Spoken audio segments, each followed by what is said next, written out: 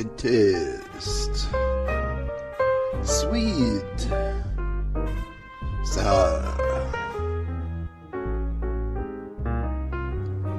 So good to taste. Welcome to KRUU's Great Taste. I'm Steve Boss, and we're coming to you live from the Hy-Vee Club Room. Really always happy to welcome everyone to 60 Minutes of Delicious Radio, and just thrilled to have our audience here and all the audience out in the cosmos listening to us.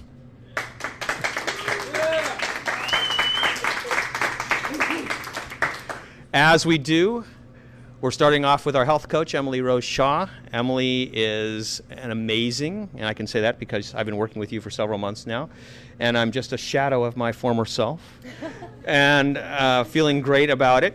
So we're going to be we've been talking about physical activity and how it relates to food and health. So what's our topic for today?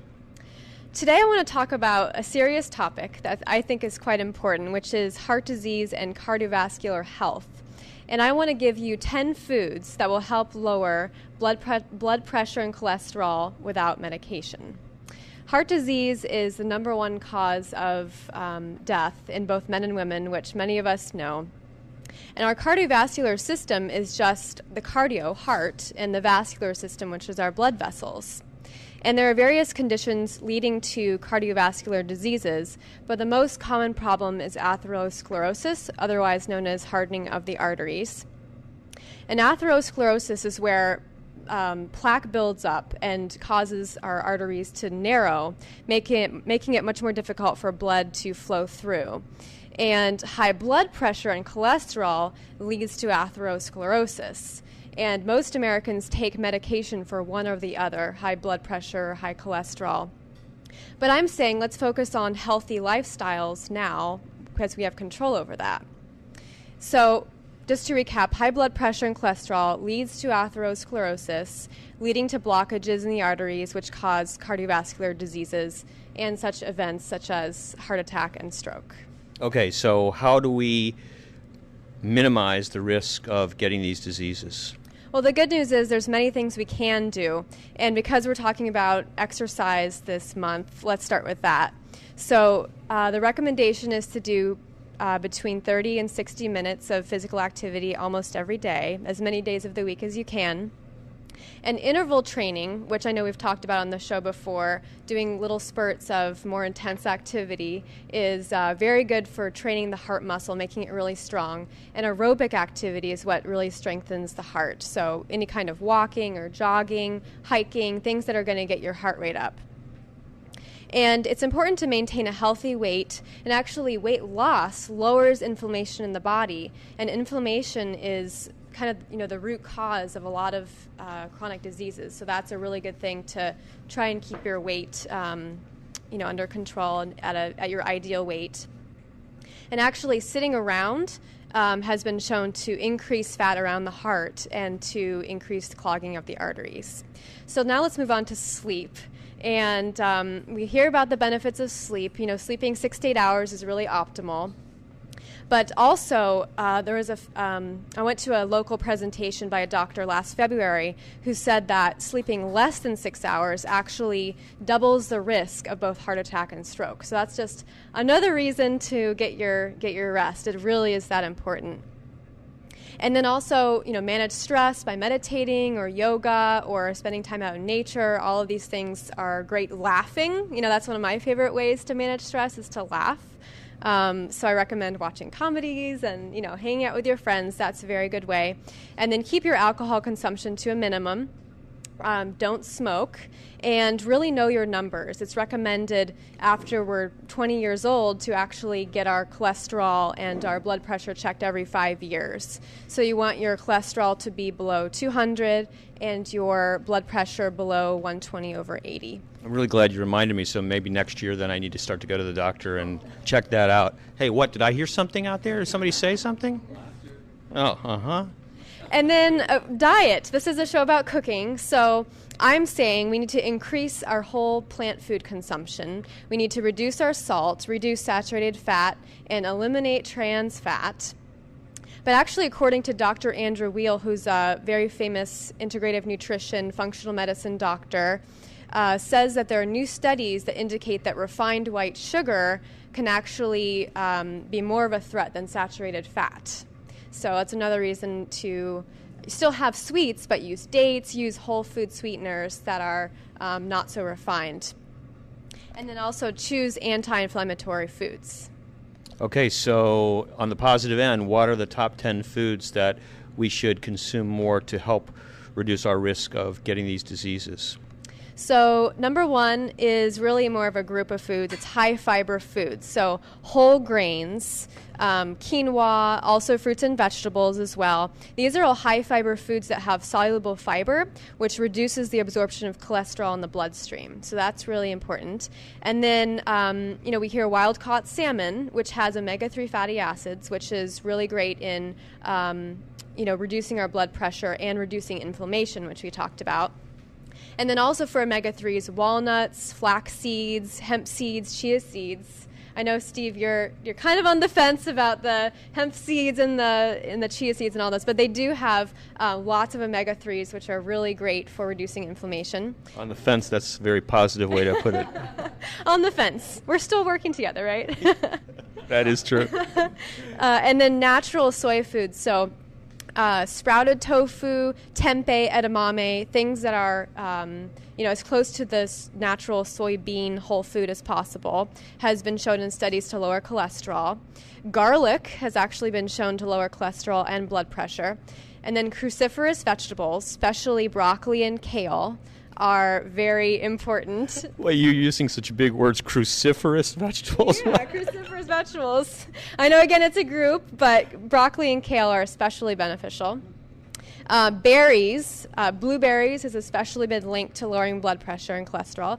Turmeric, we hear also. Turmeric even more so than ginger. Incredible. So sprinkle it on whatever you can to get it on there. I usually sprinkle it on my shirt when I'm cooking. Yeah. I don't know if that quite has the same effect, but you're trying. And then green tea for the flavonoids, which are antioxidants to reduce inflammation. And then lastly, mushrooms have been shown to lower cholesterol as well. So there's good news here and there's bad news. The bad news is maybe your numbers are not where you want them to be, but the good news is there's a lot of things we have control over that we can actually start doing today, tomorrow, really soon to help lower those numbers that are really going to make a difference. It can make all the difference in the world. So that's the good news and the bad news. Action step. The action step is then to go to your doctor if you haven't been and just get your numbers checked, because then you'll know where you stand. And then you can also start integrating some of these foods into your diet in a really tasty, great tasting way. That's our health coach, Emily Rose Shaw. You can find her at emilyroseshaw.com. Thank you. Thank you. All right. I feel so much healthier. And I'm so glad because we have walnuts in the major food that we're going to be consuming on the show. So that's awesome. So that's a perfect lead-in to introduce our special guest. And she is Deborah Williamson. And Deb has been really preparing, along with Jay's help here, her famous nut burgers. And the base of those burgers is rice and walnuts. That's right. Rice, walnuts, and cheddar cheese. And this recipe is one of our family's favorites. In fact, 30 years ago when I met my husband, his mother whispered in my ear, this is his favorite recipe. So naturally I had to learn it and cook it for him. And it's a very versatile recipe. You can make it with walnuts like we did tonight, or you can swap out cashews or pecans. And it's also versatile. I loved hearing about the turmeric because I used chili powder in this recipe tonight, but I think it would be fun to experiment with some of the turmeric and spices that we heard about tonight that are good for our heart. And then the sharp cheddar cheese. Who doesn't love cheese? I'm serious. I'm just laughing because I'm watching Jay here trying to grate all this cheese on a little hand grater. And I just have to tell you, I did try. I brought my grating attachment for the Cuisinart that's here, but it didn't fit. So It wasn't that I wanted to punish you or anything like that. So thank you very much for making this work for us. Really appreciate it. And oh, look at that! People are everybody's happy. We couldn't do it without you, actually. So there you go. Deb, really, I'm really thrilled to have you on the show because some people here, I'm sure, have memories of your very first restaurant in Fairfield, 24 Carats. I certainly do. It was nice to eat out on the patio there, and it was just a fun little place. When did that open? We opened 24 Carats in, I believe it was 1983, and it was just a labor of love. It was a little ma and pa operation. We started out serving Great Midwestern ice creams. Anybody remember Great Midwestern ice cream?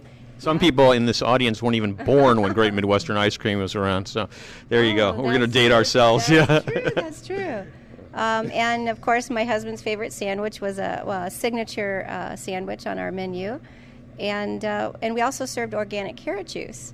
And interestingly enough, these were all things I had never even heard about a year earlier. I was just, discovering these fun foods and interesting foods, and I just fell in love with the whole idea of serving healthy foods to the community that I was so in love with.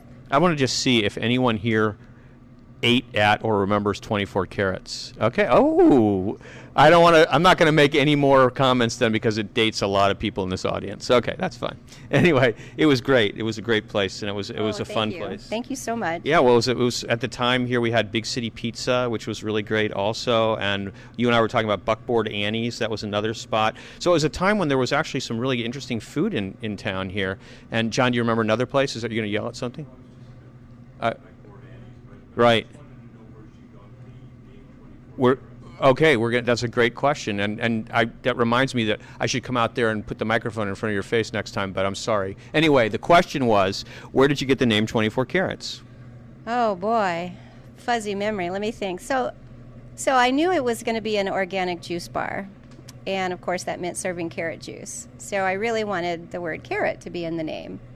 And, of course, the internet being what it was just a fabulous place to go and find out how many other restaurants had the name Carrot in them.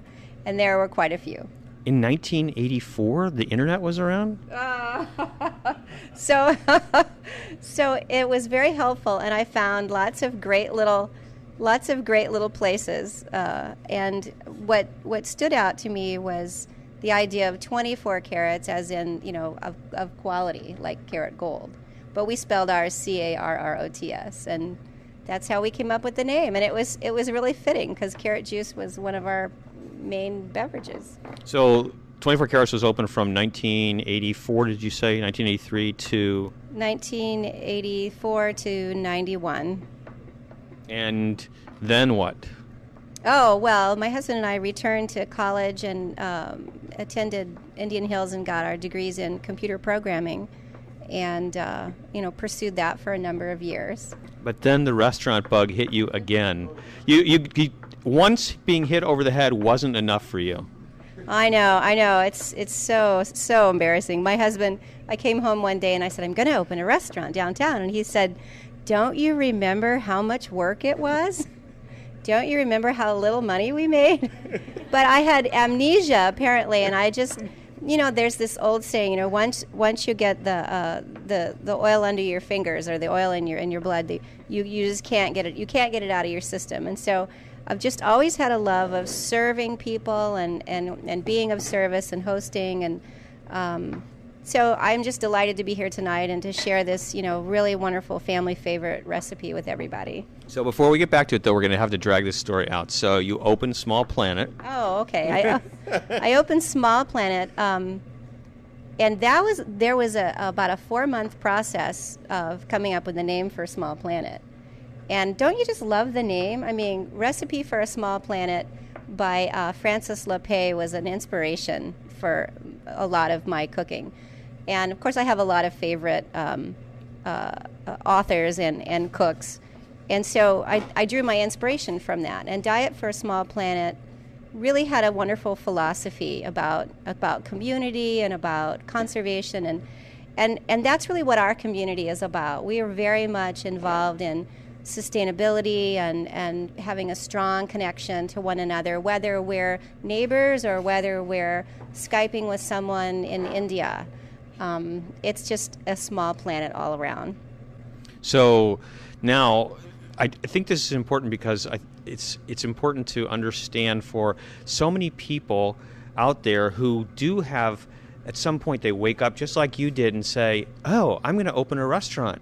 And unlike you, a lot of those people don't have any experience even and have never done anything but eaten in a restaurant. And then they want to open it. And those are the people you find on Restaurant Impossible who, when he asked them, what kind of experience did you have before you opened this restaurant? And they said they worked, in a factory, making toys or something like that, but they never worked in a restaurant. And then he asked them, why did you want to open a restaurant? And they say, oh, I thought it might be something good to do with my retirement money. Yeah.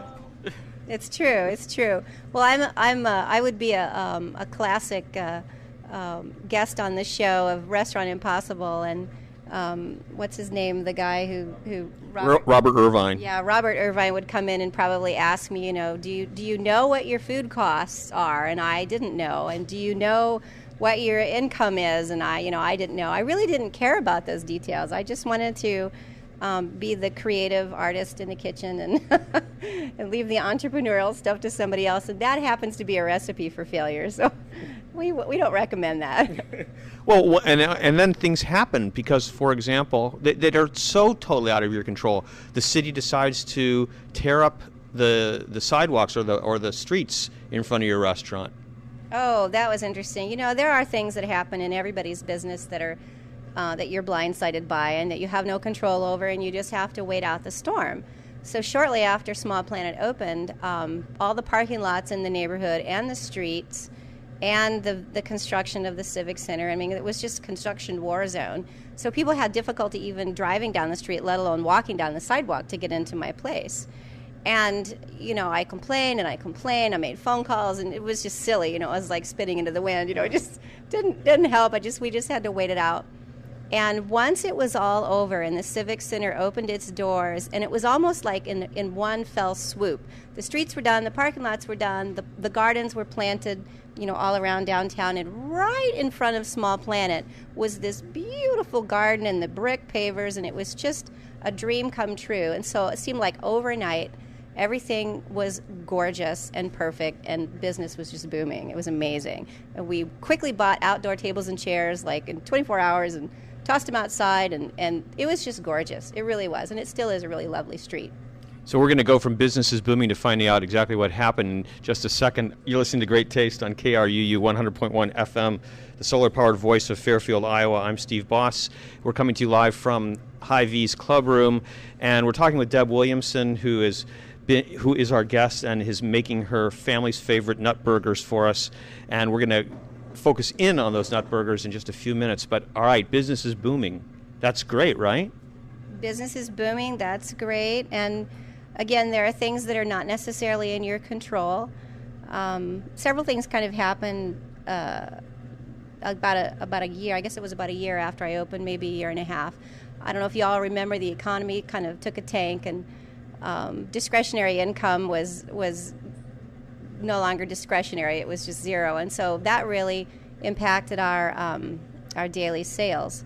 And just one thing led to another. I had some health problems. I had some problems with my landlord, and I looked at everything and decided I just didn't have the deep enough pockets to withstand an unknown number of months or years of that economy.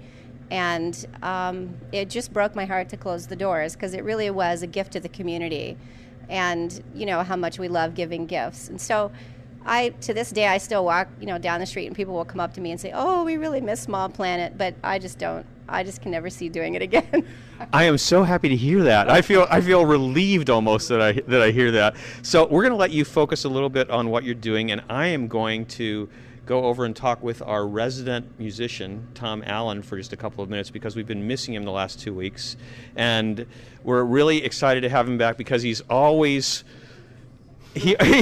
I'm never sure exactly what he's going to sing. Hi, Tom. Well, good afternoon, and it's good to be back in Iowa. I've been all over the place, Boston and Toronto and all kinds of places. And did you have some fun? Great deal of fun. But never as much fun as you have on the show, right? Of course, I'm paid heavily to say that, and yes, there's no fun anywhere on the planet, large or small, than there is here. See, What a great guy, Tom. So you know I wouldn't say it if I didn't mean it. I absolutely know that. And now, from one nut to another, what do you have to sing for us? Well, I have a couple songs about nuts. There seem to be a couple of nut-borne strains in this situation. One is the cooking with nuts and the nut burgers that we're all looking forward to having tonight. And the other is the fact that you have to be a little bit of one in order to open a restaurant, I gather, from the So here we go. This is Roger Miller's song, I'm a Nut. I'm a nut, I'm a nut. My life don't ever get in a rut. The head on my shoulders is sort of loose, and I ain't got the sense God gave a goose. Oh, Lord, I ain't crazy, but I'm a nut. Is it wet or underwater if you're down there when it rains? Is it shorter to New York than it is by plane? Between myself and I wonder who's the dumber. Is it hotter down south than it is in the summer? I'm a nut, I'm a nut. My life don't ever get in a rut. The head on my shoulders is sort of loose, and I ain't got the sense God gave a goose. Oh, Lord, I ain't crazy, but I'm a nut. That was awesome. Should we come back later? Would you have another one for us or not? Yeah, even worse than that, yes. I'll see if I can handle it. We'll see. We'll see what happens. Beverly Merson, are you ready? All right, we've got our resident film critic here, and she's going to be food film critic. Sorry, yes, of course. And she's going to. I need you up here. Because I can't stand over there. It's too. I don't know why. It's uncomfortable. You want me to hold that for you? No, I just have to. Okay. I just wanted to. Beverly comes with her computer. I think we're gonna have to get her an iPad. We'll have to talk to the station about that, right? Oh yeah, we'll talk to Jimmy about that. I'm sure that'll fly. And I don't like waste. what? I don't like waste. I'm also very much a sustainable type of person, so I don't like a printer, and I just like to read off of my computer. That's awesome. Now don't forget that you have to read off your computer while talking into the microphone, though. So what are you going to tell us about? Tonight I'm going to talk about the movie King Corn. How many of you have heard of the movie or seen the movie? Almost everyone. It's a very fascinating, interesting, and charming documentary. It was made by two university graduates from Boston, and they decided to do a road trip. And then after that, there was a few disconnects that I didn't get, but then what they did was they decided to go have their hair analyzed. And when they had their hair analyzed, they were told that there was corn in their hair. And they realized, they had a question, why was there corn in their hair? And they realized probably from the food trip they did, the road trip they did across the country. And what they decided then to do was to really look into the food chain and analyze the food that most of us eat. So they went back to what they found out. Coincidentally, both of their great-grandfathers were from this town called Green, Iowa. And they bought an acre of corn. And what they did was they farmed the acre of corn, but they didn't really farm the acre of corn, because what they point out in this documentary is farming isn't what it used to be. It's all industrial farming right now. And in this acre of corn, they said it's very humorous, the film, the way they do it too. The other thing they do, which I want to mention, is they don't tell you any facts. They interview people throughout the film, and they let you make your own decisions, which is, and they do it in a very entertaining way. So they decide they're going to plant, they research the corn, and they're going to plant the corn. They find out that they could plant the corn in 18 minutes. And they go for the year, and they realize they take you through the month after month, and you realize there's not much they really have to do because everything's done because it's so industrialized. But what they do is they follow the corn through the food system. So they take you to the supermarket, and they walk down the aisles of the supermarket, and what they really show you is that most of the corn that is farmed is either used for ethanol, which is exported, or it's used for high fructose corn syrup. And that is almost in everything you're going to find in the supermarket. It's in your sodas. What I found was really interesting, it's in your breads. They have corn syrup in breads to color. Oh, it's used in coloring, so they actually color the breads. It's used in all the meats, and the reason it's used in the meats, whether it is your beef, your chicken, your pork, because all these animals are being corn-fed today. So not only do they take you through a supermarket and they tell you all about the high fructose corn syrup that's in all the foods, they also start taking you to the ranchers, and they take you to the industrial ranches, and they have these discussions with these ranchers. And one of the people tells these fellows, this university graduates, that it's really been, if any of the cattle lived past 6 months, well, they wouldn't live past 6 months because they couldn't live more than 6 months on corn, because that's what they're all fed. All the animals are corn fed, so you're finding that right through the food chain again in all your meat products. And one of the ranchers, I was stunned when I saw this. One of the ranchers said, after a certain amount of time, the cattle get what is called acidosis, because it's so hard to digest this corn that they get acid in their stomach and they get acidosis. So not only do they get, what do they do to help the cattle with their acidosis? They have to give them antibiotics. So the cattle are also getting antibiotics. So, and they say that 70% of the antibiotics in this country are used for cattle. So they take you through the cattle, and then they're basically showing you hamburgers today aren't what they used to be, because hamburgers, they said for 30 years, if you've been eating hamburgers, it's probably been 30 years since you had a grass-fed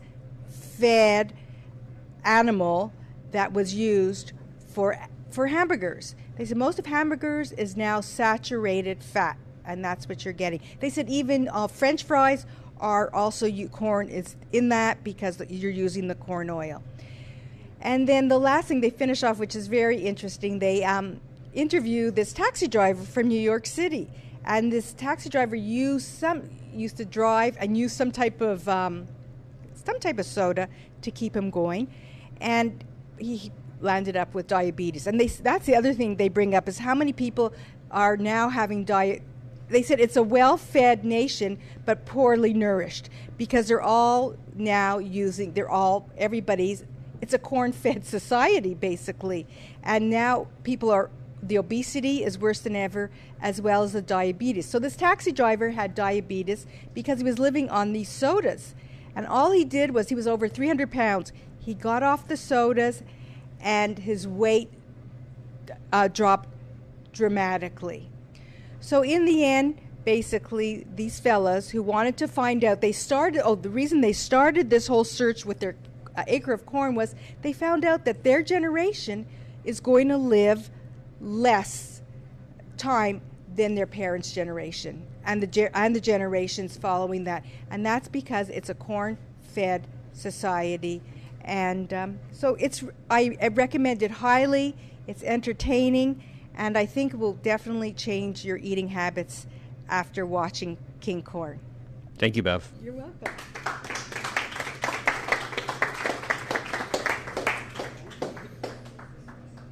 One thing you don't have to worry about when you come to Great Taste is eating high fructose corn syrup or genetically modified corn, because we just toss anybody out who even thinks about bringing anything like that into this room. So, is that good? Yeah. Yeah, we do. We maintain very tough standards here. All right. So, Deb, you are working very diligently to make these burgers. So, do you want to lead us a little bit about bicep for you guys? Right. So, this is something. It's a hand-done process. These are artisan burgers, as you know. Well, I just mix them by hand. This is the way you would want to do them at home. I did use a food processor to grind the nuts. And you want to be careful when you're grinding the nuts. Look through them very carefully after they're ground and look for any shells. You'll find that in almost any package of nuts. Okay, so what we start with is rice. That's the first step? The first step is the rice. I cook the rice until it's very tender. You're not looking for that fluffy rice. You want it to be a little mushy and almost, not al dente, but just a little mushy, because it's going to break down as you mix the burger together. Okay, and then right after that?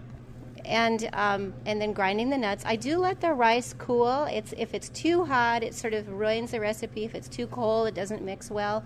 So you can either do it the patient way and just leave it in the pan, or you can do it the fast way I did, just by spreading it out on a cookie sheet, and it cools a lot faster.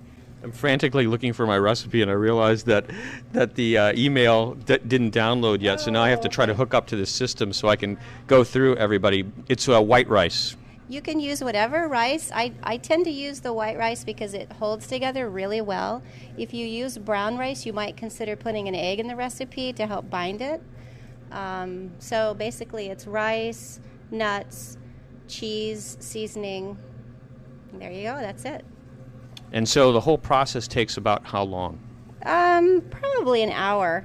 It's a labor of love. What can I say? These you have to be patted individually and grilled or fried, and you can keep them in your refrigerator raw like this for a couple of days if you cover it tightly. Or if you want to keep them longer, we make a big batch at our family, and then we cook them and freeze them. And it's so convenient because you can take a frozen patty out, and just in a matter of maybe 30 minutes, it's ready to go in the skillet. Oh, that's great, actually. Okay, some people have questions, so we're going to get to the audience on that. Two things, Deb. If there's the rice, nuts, and cheese, and you figure one part of rice, would it be like a half a part of cheese and a half a part of nuts? I mean, what's the proportion? I could give it to you if I could hook up to the system. I mean, I really could, but I can't. So let's hope that Deb remembers. Otherwise, we'll definitely post it, and maybe someday I will get hooked up here. Yeah, and it'll depend on a couple of things. You may want to play around with this after you look at the recipe and make a small batch. If you find that worked out really well, increase the size of the batch. There are a couple of things that can go wrong with the nut burgers. You can use cheap cheese, and it kind of ruins it. It becomes soupy, and they don't grill. They just disintegrate in the skillet. You can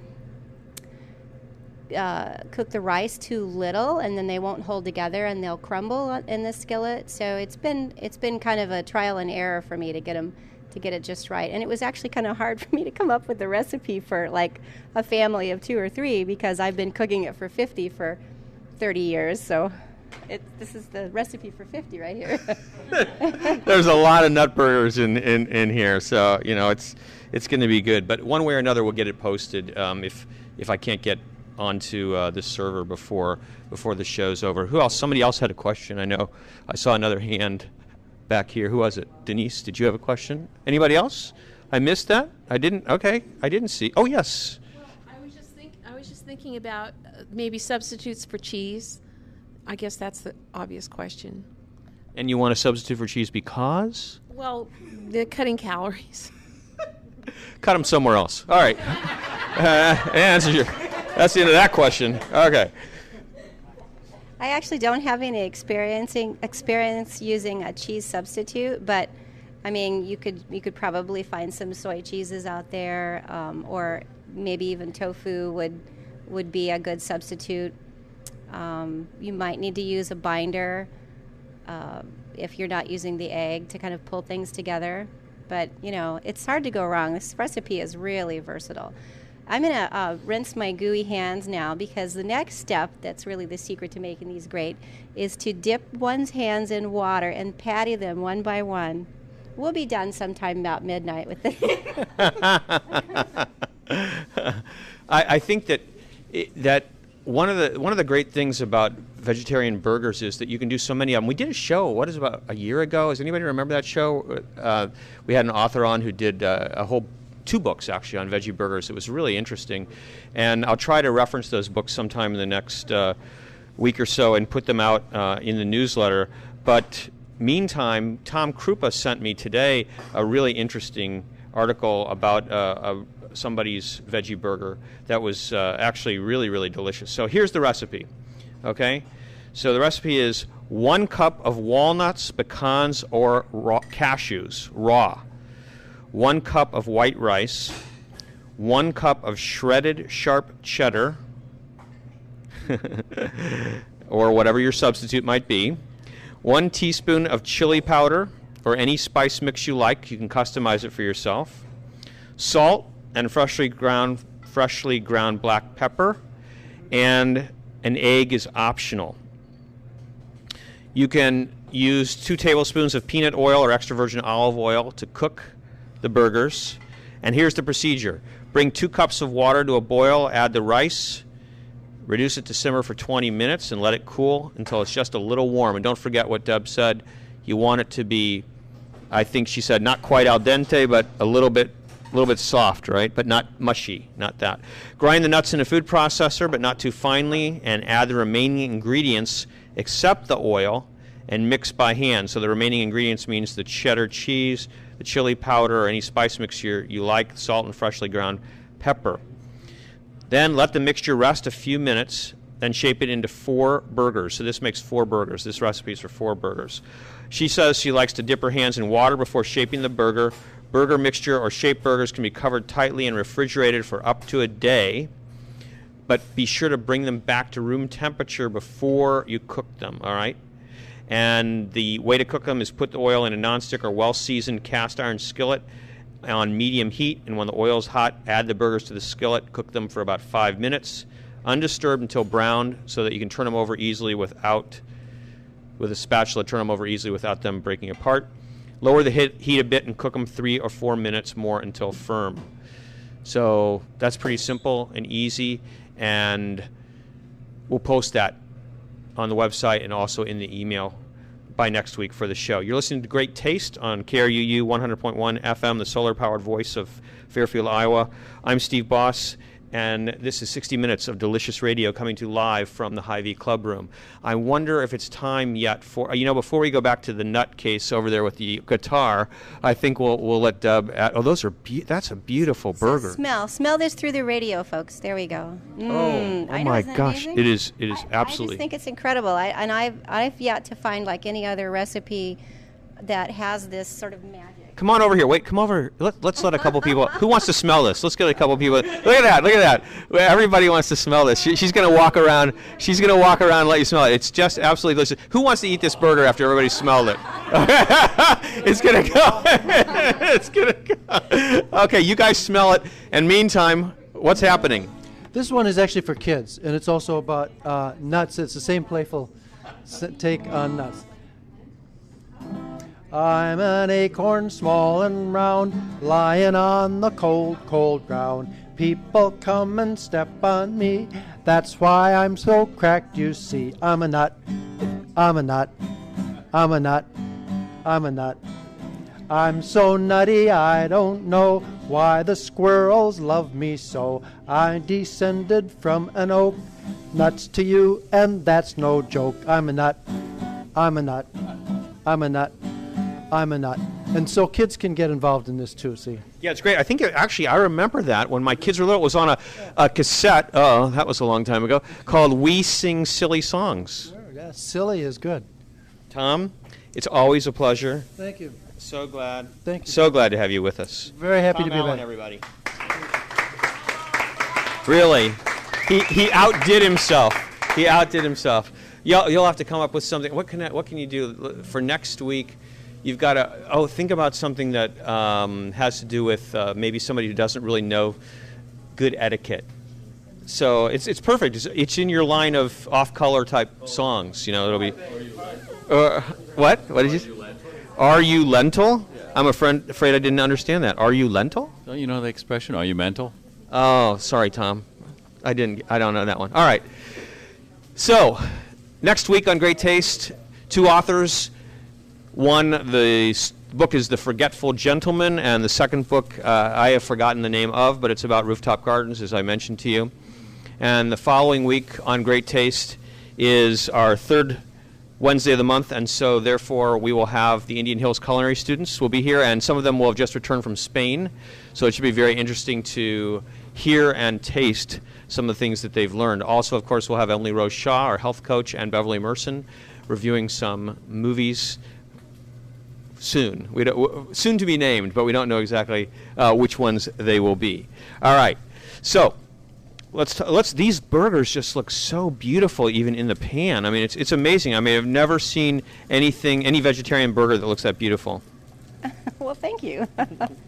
I think they're really gorgeous when they're golden.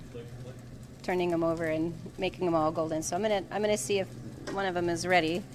Okay. You only get one shot at it. It's kind of like flipping an omelet. If it's messed up, you can't recover. Uh-oh, that sounds pretty scary. So I want to just mention that there's it's really funny. It's too bad that everybody who is listening to the radio can't see the procedure, that's being followed here. But I think that the other article that you can look up, this was from Tom Krupa today, is the best ever veggie burgers. And this is a recipe that was adapted from the North Star Cafe in Columbus, Ohio. And do you know that? Do you know that place? Kelsey, do you know that place? You can cover your head all you want, but I'm in front of you with the microphone. I used to live in Columbus. I know, but have you ever been to the North Star Cafe? I don't remember. Okay. There's a North Market that had a lot of food options, so maybe it's there. I don't know. This is the best ever veggie burger, and it's in Columbus.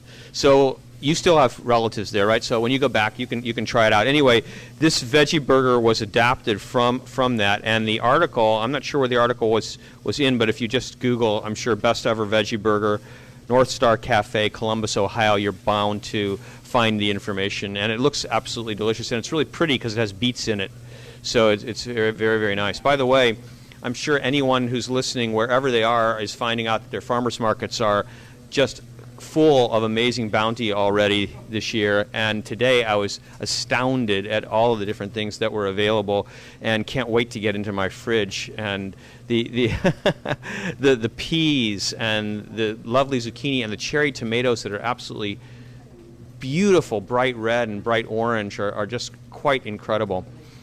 So, and the taste, they're really full of flavor right now. So that's terrific. So the veggie burgers are being turned, and meanwhile we've got what I suggest for toppings with your veggie burger. Deb suggested ketchup, of course, mustard, that's always good, avocado, tomatoes are really nice, dill pickles are great with that, and we are using gluten-free buns tonight because we know that there are some people who would appreciate that, who have a little bit of intolerance to gluten here. So you can do that, or you can use any kind of buns that you like. And we're going to grill the buns because that gives them a nice grill marks that you can cover up with ketchup or mustard or whatever. But it also gives them a nice flavor. And probably at home, don't listen to this, I'd put a little butter on them too. So that would be nice. Just gives you a little extra dimension to enjoy. So Deb, one of the things that I was wondering was, what's it like? Are you able to actually do this without feeling like you have to open a restaurant again? Am I able to do this without feeling like, well, I did call my banker this morning. No, I'm kidding. Oh, my poor husband, he's listening to this going, oh my gosh, she's lost her mind. No, I'm really delighted that I'm a woman of a certain age, and so now I can just delegate certain chores to people who have more energy, and I'm really not interested in opening a restaurant.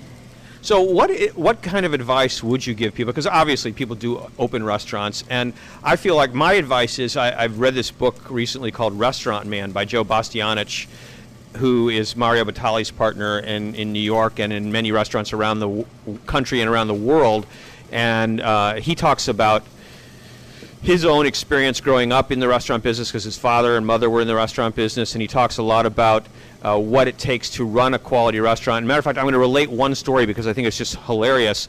But that's my solution to anybody who wants to open a restaurant. I'm going to give them that book to read because it's not discouraging anybody. It's just giving them really a very clear view inside what it takes, how it takes to run a restaurant. And he told this one story that was just a killer story to me, and that was he hired a guy hires a new bartender, and the bartender is getting ready for his shift, and the owner goes upstairs where he's got a window out of his office where he can look around, and he watches, and the first customer comes in, and the bartender serves him, and it's a $20 ticket, and the bartender puts $10 in his pocket and $10 in the till.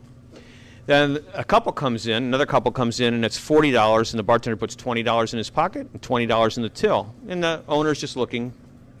Then 4 people come in, and they spend $60, and the bartender puts $40 in his pocket and $20 in the till, and the owner goes ballistic and said, "Now you're stealing from me."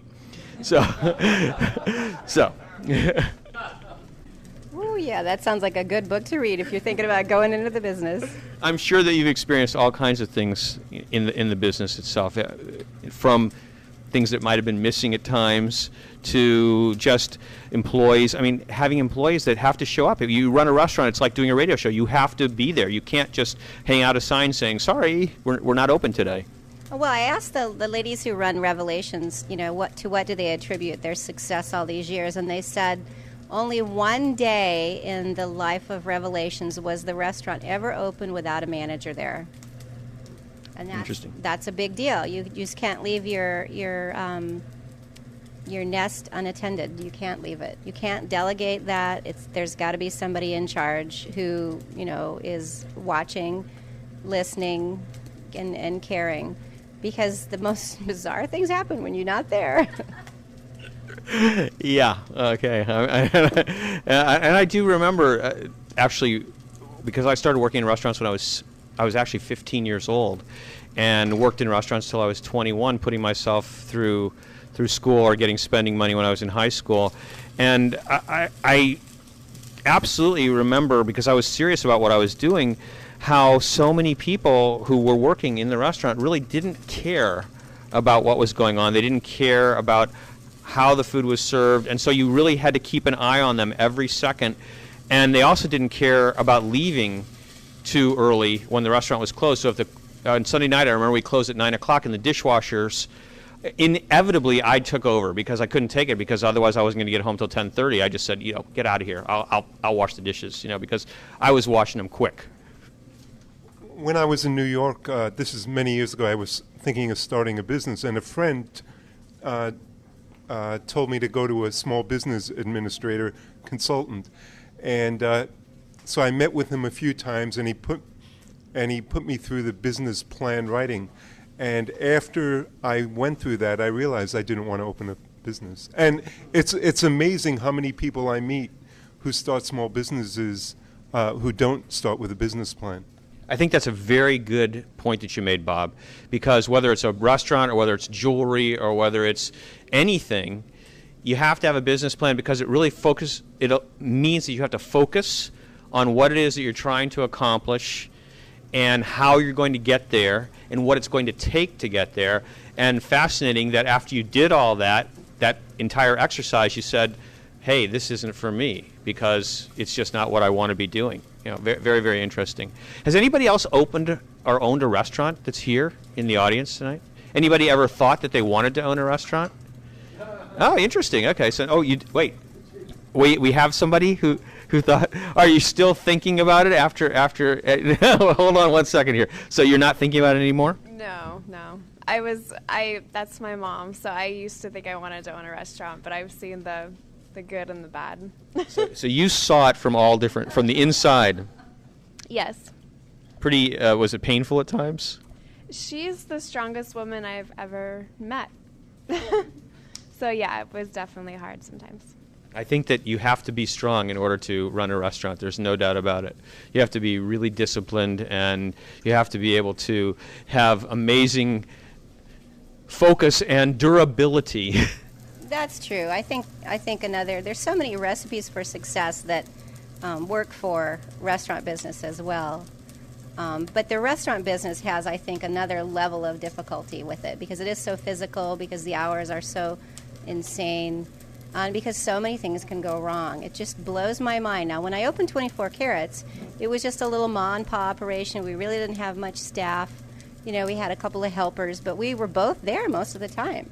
So it was relatively simple. We didn't have a lot of staff to pay, so we didn't have the expense of an accountant and all that. But with Small Planet, my payroll was $10,000 a month, and so it was just, so many people to train and schedule and follow and manage. That really gets to be difficult. And there's, I think times have changed maybe just a little. or maybe I changed. I don't know, but I know I sort of got into a bad habit of hiring all the unemployable people in town because they needed a job. And That sounds like a recipe for disaster. I know. It's great for the bleeding heart, but it's not so good for your bottom line. And I learned the hard way that if you hire people who need you more than you need them, you're in trouble. So it's really important to hire people who are qualified for the job, who have something to contribute, and are invested. They like to say, you know, they have some skin in the game. And I actually opened a second business that I don't think we'll have time to talk about, but it's in Des Moines now, and it's running successfully, and it's 1 year old, and it's at break even. So all the bad lessons or all the hard lessons I learned. But wait, it's not a restaurant. It's the food service. It's food service. That's all I'm going to say. Oh, you're not going to share anymore? No. Oh my gosh. Okay, that means we'll have to talk afterwards. Don't leave. All right. So, Jay, did I see you raise your hand that you might want to open a restaurant? Yes. I always wanted to own a restaurant. I've always worked in food service. I've worked for Dunkin' Donuts for 4 years. I was opener and closer for Dunkin' Donuts. I was always asked, could you stay another shift? Could you work the night shift? So, and I was always the go-to guy for that. So my last year I was a shift leader, which took the place of a manager when they were not there. So I was in charge of the store for a good 8 hours and making sure what my coworkers, they were doing their job right, and I was getting out everyone's orders correctly and making sure that when we closed, everything was done properly. Dunkin' Donuts has really been in the news recently because they have a new sandwich that just came out, I think about a week or two ago. I think it's a donut that inside, it's a glazed donut, and I think there's bacon and egg. Yeah, bacon, egg, and cheese. Yeah, I don't think the news was too positive, actually, about it. It was really talking about people who were, running over to Dunkin' Donuts to get their fill of calories for the entire day with their breakfast. But it's important to ask, were the pigs corn-fed? I'm certain that they were not. I'd say that we probably have a better than even chance that they were part of a feedlot instead of a CAFO, right? Instead of the open source type of pig, the open field type of pig. Anyway, that's neither here nor there. So you still were in love with the business after working at Dunkin' Donuts, and after hearing everything that we've been talking about and other experiences you had, you still would like to open a restaurant one day. Yes, I would. Can you tell us why? Or do you need a psychological evaluation first? Just I love to be around people so much. The past weekend I just helped with Sam with Taco Pocalypse. Yeah, Taco Apocalypse. Sam Alwyn was here at Fairfest, and you helped him the entire weekend? Yes, I did. So I got a taste of helping him, and I hope to do more with him in the future.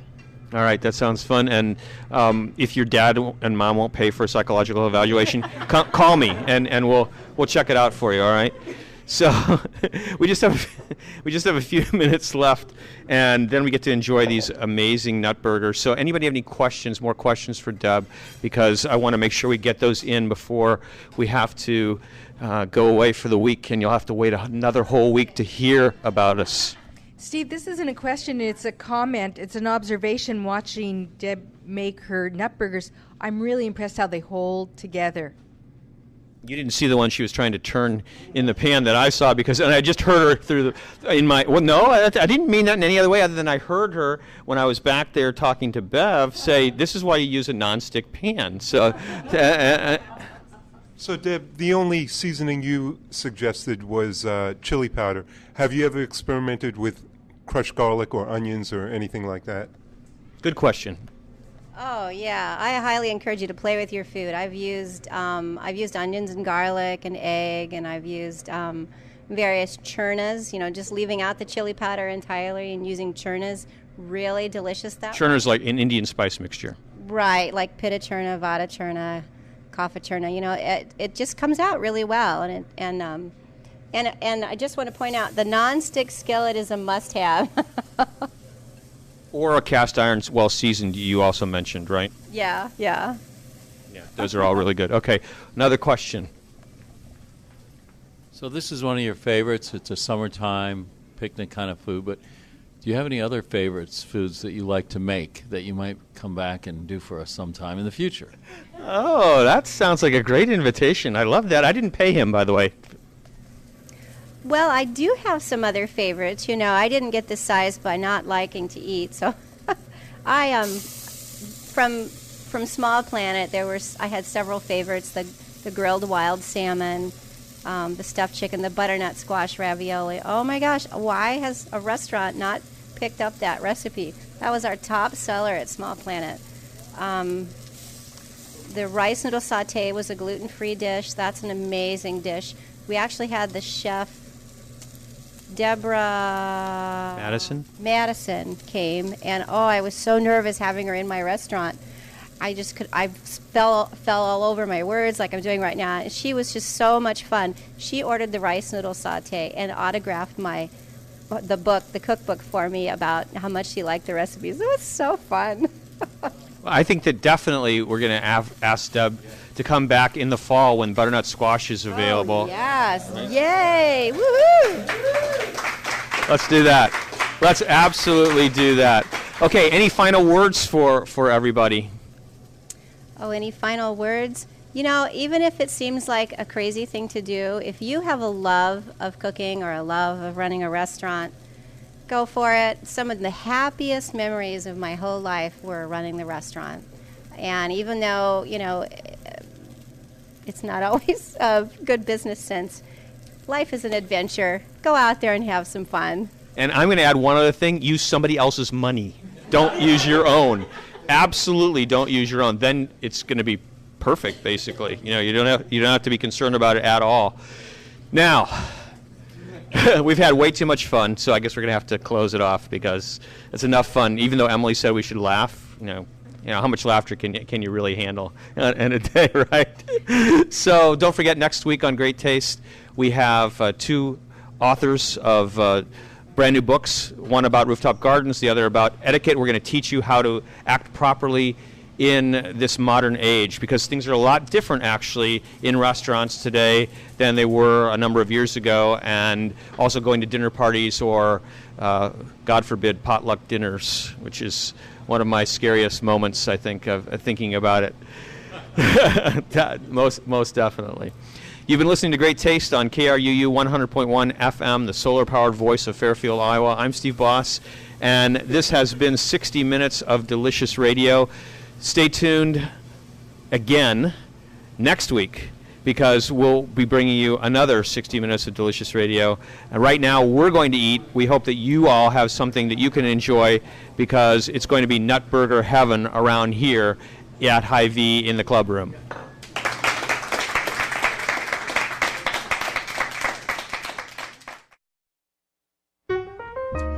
Great taste. Sweet. Sour. So good to taste.